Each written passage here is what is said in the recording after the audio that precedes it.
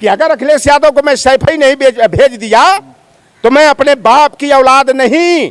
मैं 2007 के विधानसभा चुनाव से पूर्व अगर मैं निषाद मल्लाह केवट राजभर जाति को अनुसूचित जाति में शामिल नहीं करा दिया तो मैं अपने बाप की औलाद नहीं। कि अगर अमित शाह को और नरेंद्र मोदी को अगर गुजरात नहीं भेज दिया तो अपने माँ बाप की औलाद नहीं। को बेशर्मी की हदें वो लांग गया है, ऐसा बेहया है, लतखोर है। हमारे यहाँ पूर्वांचल में कहा जाता है बतिहर आदमी का तो बात का भरोसा होला, लेकिन लतिहर लतखोरन के बात का कोनो भरोसा नैया को। स्टूल मंत्री यही ओम प्रकाश राजभर। अब देखे जब सदन की कार्रवाई चल रही थी स्टूलों नहीं मिला, ये पीछे खड़ा हो रहे हैं। साथियों नमस्कार, मैं हूं रजनीश और आप देख रहे हैं जन आदर्श भारत। देश में लोकसभा का आम चुनाव अब काफ़ी ज़्यादा करीब आ रहा है। जैसे जैसे करीब आता जा रहा है वैसे वैसे जो राजनीतिक गतिविधियां हैं देश की वो बढ़ती जा रही हैं और ख़ास तौर पर पूरे देश की राजनीति अब केंद्रित हो गई है, पहले से भी केंद्रित होती रही है उत्तर प्रदेश की राजनीति पर। और उत्तर प्रदेश पर अब सारे लोगों की नज़र है कि उत्तर प्रदेश में कौन मजबूत हो रहा है, कौन कमज़ोर हो रहा है। उससे पहले उत्तर प्रदेश में अब फिर से जो है अभी उपचुनाव होना है घोसी में, उसको लेकर के इतनी ज़बरदस्त तैयारी चल रही है कि समाजवादी पार्टी ने पूरी तरह से कमर कस लिया है, तो वहीं भारतीय जनता पार्टी भी पीछे नहीं है। वो बताया जा रहा है कि पूर्वांचल में वो 2024 का ट्रेलर है जिसमें अभी ओम प्रकाश राजभर जी का बड़ा तगड़ा बयान आ गया था। उन्होंने कहा कि अखिलेश को इस बार हरा करके सैफई ने भेज दिया तो मैं असली माँ बाप का औलाद नहीं। आज हमारे साथ यूपी कांग्रेस के कद्दावर नेता रामलोटन निषाद जी। पहले बहुत बहुत स्वागत है आपका। धन्यवाद आपको। हम जानना चाहेंगे कि अभी ओम प्रकाश राजभर जी इससे पहले 2022 के विधानसभा चुनाव में कहा करते थे कि मैं योगी जी को भेजूंगा वहां जहां भीख मांगने की ट्रेनिंग दी जाती है, चल सन्यासी मंदिर में। अब उनका पूरा का पूरा बयान पलट चुका है। अब उन्होंने कहा कि मैं असली माँ बाप का औलाद नहीं अगर मैं जो है अखिलेश यादव को सैफई हरा करना भेज दिया। देखिए ओम प्रकाश राजभर जो है कि एक परिपक्व नेता नहीं है। और राजनीतिक तफरी के रूप में जो है कि उनको इस्तेमाल किया जाता है, जिससे ताश का 52 पत्ते होते हैं तो उसमें एक जोकर भी होता है। तो उसी तरह से जो है कि ओम प्रकाश राजभर जो है राजनीति के एक जोकर हैं जिनकी बातों को बड़ा ज़्यादा तवज्जो नहीं दिया जाना चाहिए। और जो ये बयान देते हैं खुद इसके प्रति ये गंभीर रोकेंगे। आपने कहा कि तवज्जो नहीं देना चाहिए। भारतीय जनता पार्टी इतना ज़्यादा तवज्जो दे रही है, गृह मंत्री फोन करके बुला रहे हैं, देश के प्रधानमंत्री फोन करके बुला रहे हैं और आप कह रहे हैं तवज्जो नहीं दे। देखिए भारतीय जनता पार्टी का डिवाइड एंड रूल कहते लोग हैं कि अंग्रेजों की नीति डिवाइड एंड रूल की थी, लेकिन आरएसएस जो मातृ संगठन है भारतीय जनता पार्टी का, इसका फूट डालो और शासन करो की नीति है। ये फ्रैक्शन की राजनीति करते हैं। मैं आपको ले जाना चाहूँगा, जब समाजवादी पार्टी की सरकार उत्तर प्रदेश में चल रही थी तो एक बयान बड़ा जोरों से मीडिया की सुर्खियाँ बटोर रहा था और पूरे प्रसून वाजपेयी उस समय भारतीय जनता पार्टी के इशारे पर जो है कि मीडिया ट्रायल करने का काम करते थे। एक बयान आया उत्तर प्रदेश लोक सेवा आयोग 2011 का परिणाम जब 14 अगस्त 2013 को आया, समाजवादी पार्टी की सरकार थी और एक मीडिया ट्रायल कराया गया कि 86 में 56 यादव एसडीएम हो गए। मैं आपको सच्चाई बता दूं कि 1952 में उत्तर प्रदेश लोक सेवा आयोग का गठन हुआ।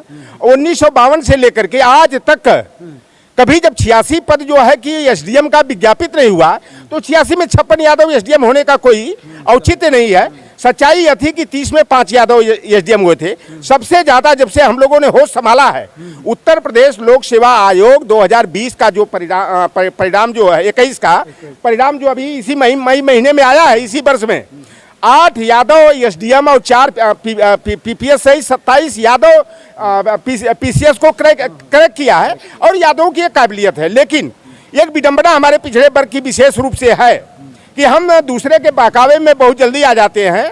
जो हमारे आरक्षण का विरोधी है, जो हमारे सम्मान का, हमारे प्रतिनिधित्व का विरोधी है, उन तत्वों के विरोध में हमारे जल्दी लोग बहक जाते हैं। और हमारे गाजीपुर, बलिया, जौनपुर, गाजीपुर की एक विडंबना है, कहावत कही जाती है, कौवा तेरा कान ले गया, तो हम लोग अपने कान को नहीं देखते हैं। हम लोग नीम, जामुन, कटहल, शीशम के पेड़ पर देखते हैं कि कौवा मेरा कनवा लेकर के कहाँ चला गया। भारतीय मीडिया ट्रायल कराया और पूरे प्रसून वाजपेयी ने आज तक पर दस्तक नाम से 1 घंटे का प्रोग्राम चलाया कि 86 में 56 यादव एसडीएम हो गए। सारी नौकरियां तो ढूंढ करके यादवों को दी जा रही और जितनी गैर यादव जातियां थी, चाहे वो लोहार, पार, सुनार, मल्लाह, केवट, बिंद हो, कुर्मी हो, काछी हो, साके हो, माली, सैनी, भिरती, मुरा हो, राजभर, चौहान, जाट, गुजर, लोधी, किसान हो, सारी जातियां यादव समाज के विरोध में हो गई। जो यादव सामाजिक न्याय की लड़ाई लड़ने में अग्रणी भूमिका अदा करता था। उस यादव के विरोध में सारी गैर यादव पिछड़ी जातियां लामबद्ध हो गई और जो आरक्षण का विरोधी हमारे है, जो मंडल कमीशन के विरोध में कमंडल की राजनीति को शुरू किया, उस भारतीय जनता पार्टी के खेमे में जा करके भारतीय जनता पार्टी को फर्श से अर्श पर पहुंचाने का काम किया। लेकिन आज Bharatiya Janata party full mode में भारतीय संविधान को नेस्तनाबूद करने में, लोकतंत्र को खत्म करने में जुटी हुई है, हमारी आरक्षण व्यवस्था को ध्वस्त करने का काम कर रही है। ये ओम प्रकाश राजभर जी की जो बात ली है, ये बिना पेदी के लोटा है और कब किधर ढड़क जाएंगे इनका कोई ठिकाना नहीं रहता है। ये चलाने को तो सुहेल देव भारतीय समाज पार्टी चलाते हैं और राजभर समाज को मुखौटा बना करके, को आधार बना कर ये अपनी राजनीति करते हैं। चाहे संजय निषाद हमारे हों तो वह जो है निषाद समाज को, अनुप्रिया पटेल जी कुर्मी समाज को बेस बना करके ये लोग राजनीति तो जाति के नाम पर करते हैं।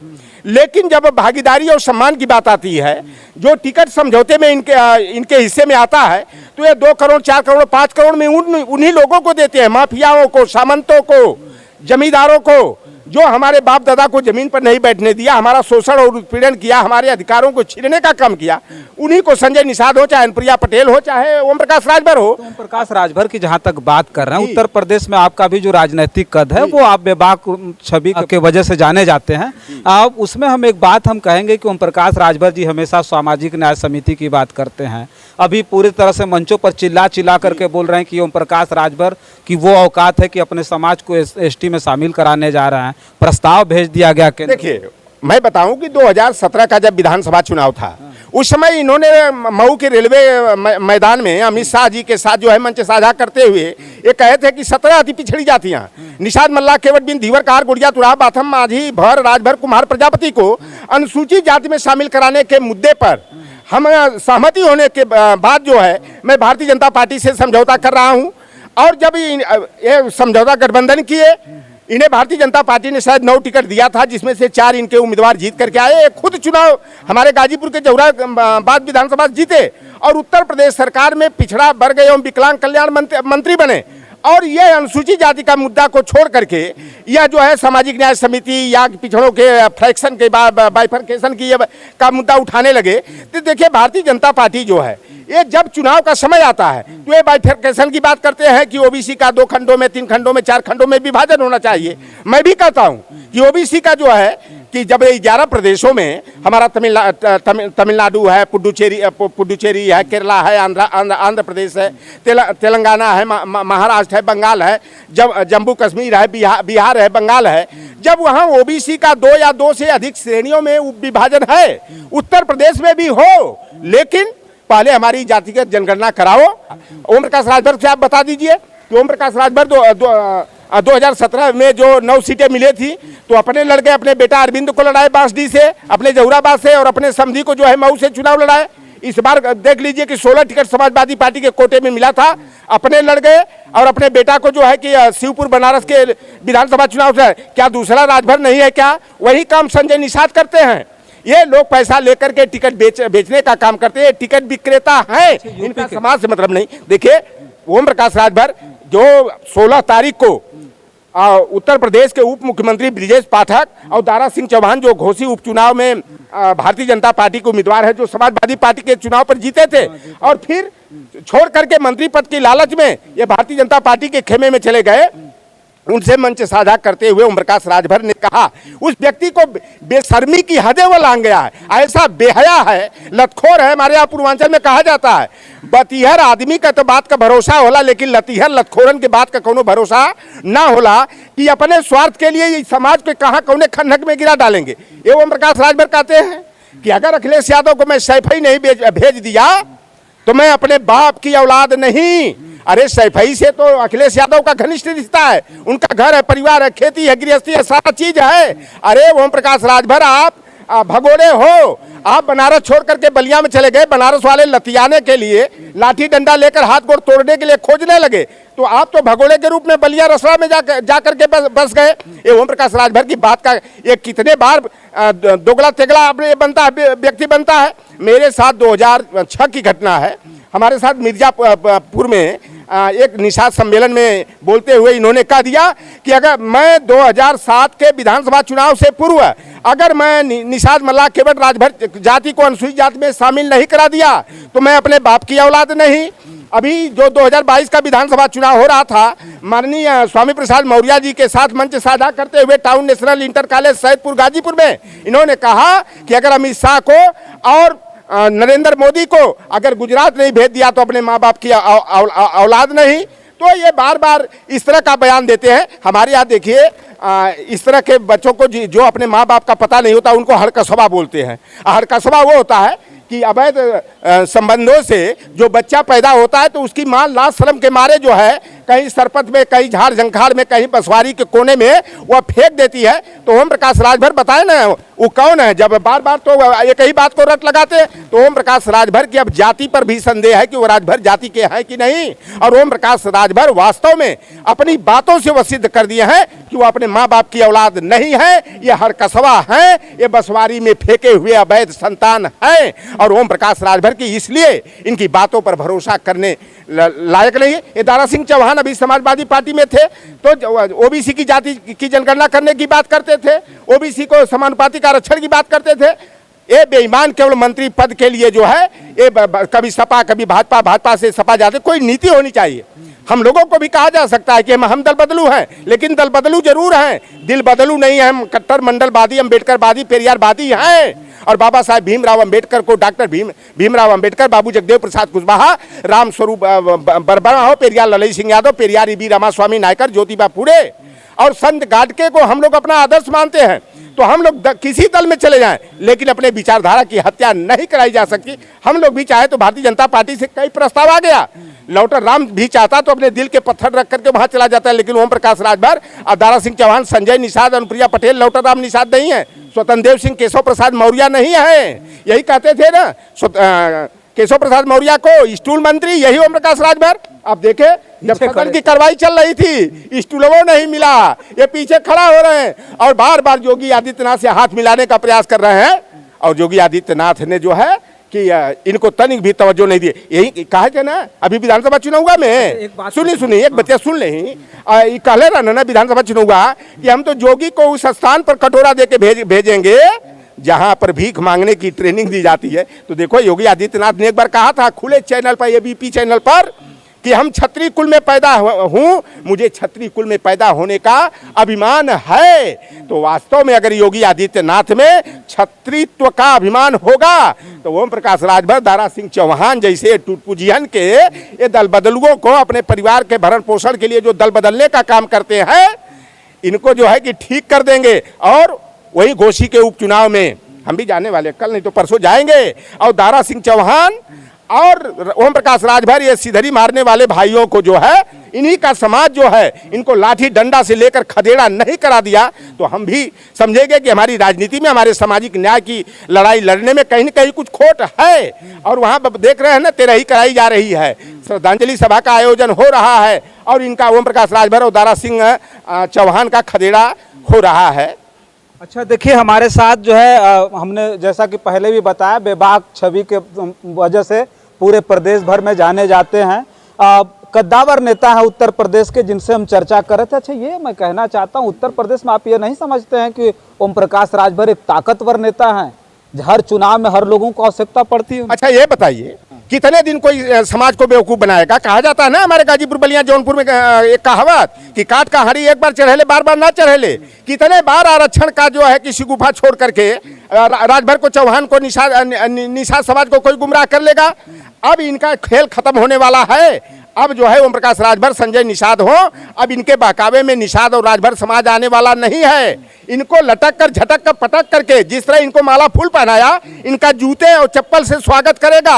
ये बेईमान ये जाते हैं। मैं संजय निषाद की भी बात बता दूं, इस व्यक्ति ने कहा निषादों का खोया हुआ राजपाट लाना है, निषाद राज्य स्थापित करना है। और ये निषाद पार्टी चलाते हैं, कहते हैं अपने घर में रहना चाहिए, अपने दूसरे के महल से अपन मड़इयों झोपड़ियों कच्चों का घर ठीक होला। अरे भाई, ये संजय निषाद जानते हैं क्या निषाद पार्टी के एमएलसी हैं? ये भारतीय जनता पार्टी के एमएलसी हैं। इनका लड़का जो है प्रवीण निषाद संतकबीरनगर से भाजपा के चुनाव चिन्ह कमल पर चुनाव जीत के सांसद है। इनका एक बेटा जो है चौरी चौरा से इंजीनियर श्रवण निषाद जो है वो भाजपा का विधायक है। एक तरफ तुम निषाद पार्टी की बात करते हो बेईमानो, शर्म नहीं आती है, और दूसरी तरफ भारतीय जनता पार्टी के सिंबल पर चुनाव जीत करके समाज की बात करते हो। यही भारतीय जनता पार्टी की सरकार है। जब चुनाव का समय आता है तो निषाद राज और राम की मित्रता का हवाला देकर हमारे केवट मल्ला कश्यप धीवर गुड़िया माझी लोधी किसान का वोट लेने का काम करते हैं, और जब जब ये सत्ता में आते हैं तो हमारे ही परंपरागत अधिकारों को छीनने का, आरक्षण से वंचित करने का काम करते हैं। योगी आदित्यनाथ जी पहले जब सांसद थे बार बार कहते थे निषाद मल्ला केवट कश्यप की सामाजिक, शैक्षिक, आर्थिक, राजनीतिक रूप से बहुत पिछड़ा है, इन्हें अनुसूचित जाति में शामिल किया जाना चाहिए। और जब ये मुख्यमंत्री बन गए, डबल इंजन की आज सरकार है, तो आज कहने निषाद मल्ला केवट कश्यप राजभर चौहान प्रजापति को अनुसूचित जाति का आरक्षण का लाभ दिला देते हो। 2012 में भारतीय जनता पार्टी में मैं शर्तों के आधार पर मैं गया था, भारतीय जनता पार्टी में मैं गया था, लेकिन उसमें मुद्दा मैं शामिल करा था कि निषाद मल्ला केवट राजभर चौहान बिहार बंजारा जाति को अनुसूचित जाति में शामिल करना है। हमारे बालू मौरन खनन मत्स्य पालन का नदी जलधारा से संबंधित जो भी हमारे परंपरागत पेशे हैं उसका संकल्प लिवाकर मैं भारतीय जनता पार्टी में गया था।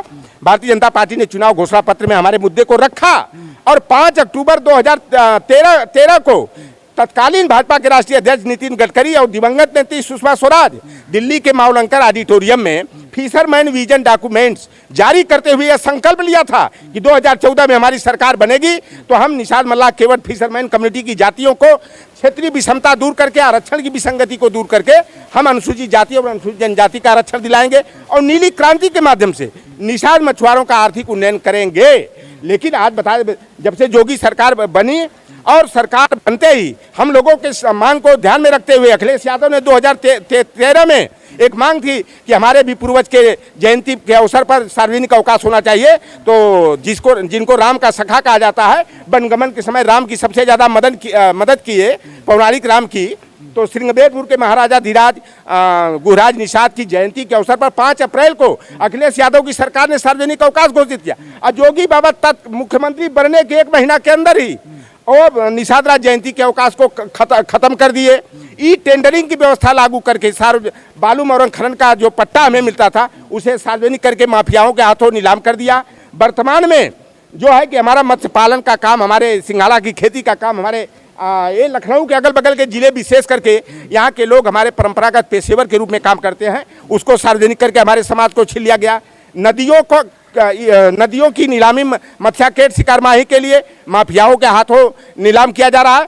और 25 जुलाई 2021 को 35 फुट ऊंची फूलन देवी की प्रतिमा हम लोगों ने 18 जिले में स्थापित कराने का निर्णय लिया था। योगी आदित्यनाथ ने पुलिस बल लगा करके उन सारी प्रतिमाओं को अपने कब्जे में करवा लिया और प्रतिमा को नहीं लगने दिया। तो ये भारतीय जनता पार्टी के खेमे में जो लोग हैं उनका जमीर मर चुका है, चाहे वो केशव प्रसाद मौर्य हो, चाहे वह स्वतंत्र देव सिंह हो, चाहे वो राकेश सचान हो, चाहे अनुप्रिया पटेल हो, चाहे जो भी ओबीसी SC ST का नेता है, उनका जमीर जिंदा नहीं है। वो भारतीय जनता पार्टी उनको जो है ना, ये बहुत बड़ी मदारी पार्टी है, बहुत बड़ी शिकारी पार्टी, ये अब डमरू बजाकर इनको नचाने का काम करती है।